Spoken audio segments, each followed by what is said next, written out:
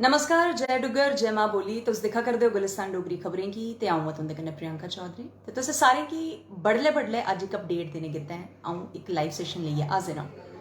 गल्ल करचो जे करियै अज्जा दी ते जिस चाल्ली कन्नै तरक्की, विकास, उन्नति दी हर इक मैह्कमे च गल्लबात होआ करदी है। गल्ल करा करदे न कि जम्मू कश्मीर की तरक्की, उन्नति ते प्रगति दी इस श्रेणी पर सारे कोला उच्चतम रूपरेखा देने की एक कोश्ट है जी लग्गे करती है। तो उहदे च कुदै ना कुदै हूँ कठुए गल करचों तो जिस चाल्ली कन्नै डिवेलपमेंट के जोड़े आसार नज़र आ करते हैं वो कठुए थमां बे होंदे गुजरा करते हैं। क्योंकि गल करचो कठुए जिले के बडाला ग्रां च 60 कनाले पर पॉलीटैक्निकल कॉलेज बनने की एक रूपरेखा की शुरू करने की गलबात हुआ करती है। उपराज्यपाल मनोज सिन्हा उनकी अध्यक्षता च एक प्रदेश प्रशासनिक मीटिंग हुई तो वो विचार विमर्श किया गया। अधिकारियों द्वारा यह भी दस्या गया कि कठुआ च नवे उद्योगिक क्षेत्र के विकसित करने के जिन्ने भी कार्य ने उन्हें एक नवा रूपांतर रूप देने की भी जरूरत है। तो उस मद्देनजर रखते हुए मीटिंग हुई। गल करचो बीते 2 बरे थमां पंजाब हो गया, हिमाचल हो गया, ये कन्नै गै बाकी राज्यों च उद्योगपतियें अपने उपक्रम स्थापित करिए अपना एक पहचान बनाना, अपनी एक नवी पहचान बनाने की जी कोश्ट करा करते हैं। वो कुदै ना कुदै उन्हेंगी सफलता भी हासिल है जी हो चुकी है।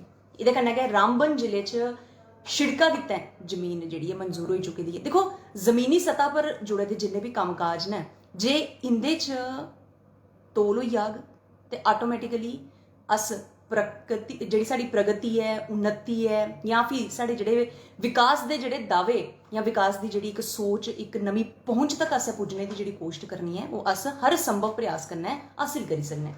प्रशासनिक परिषद द्वारा रामबन जिले च जम्मू श्रीनगर हाईवे स्थित डिगडोल च दिखा जाए तो निर्माण आस्तै 17 कनाल 15 मरले जमीन उत्तर रेलवे की देने का प्रस्ताव जो सरकार द्वारा मंजूर कर लिया गया है।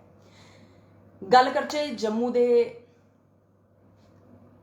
च भी फ्लाईओवर मंजूर होने की जी एक गलबात है वो सामने आई है। अगे बढ़ने शा पहले मैं कमेंट लेना चाहूँगा साढ़े कन्नै जिन्ने दर्शक जुड़े हैं उन्हें शमा अजीत शर्मा और साढ़े कन्नै जुड़े हैं बड़ले बड़ले गला देने गुड मॉर्निंग नमस्ते जी बड़ले वाली नमस्ते तुसें ही सारें गी। अजीत जी की हाल चाल तुंदे घर बार सारे ठीक ना।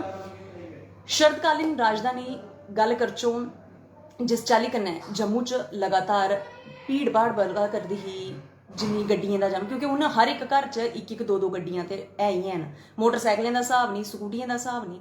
तो उस चाल्ली कन्नै हूँ फ्लाईओवर की मंजूरी है जी वो भी जम्मू च कुदै ना कुदै दे दी गेदी है ताकि जो इलाका मुहल्ला जड़ा है खास तौर पर इत्थें जिस चाल्ली कन्नै एक रूपरेखा देने की कोशिश हुआ करती क्योंकि जाम अक्सर जड़ा है जिला कमले च जरूर लगता हा तो किश भी त्री हिस्से ऐसे ने जिहदे थमां ट्रैफिक थमां निजात पाने गित्तै लोकें गी निजात दिलाने गित्तै इस प्रस्ताव की मंजूर करने की भी गलबात हुआ करती है।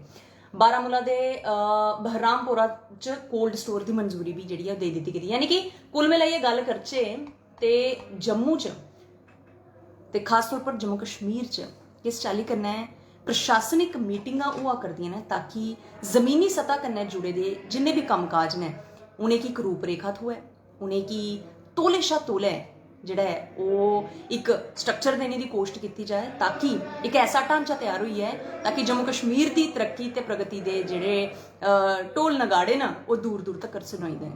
तो इस्सै गी मद्देनजर रखते हुए तुंदे कन्नै बडले बडले मलाटी की ते सारे कोला खुशखबरी की गल ये है कि कठुए च खास तौर पर 60 कनाले पर बड़ा जिहड़ा पॉलीटैक्निकल कॉलेज खुलने का जिहड़ा प्रपोजल है ये थमां बड़े सारे बच्चें की भी अपने शहर थमां दूर जाने की लोड़ नहीं पौग।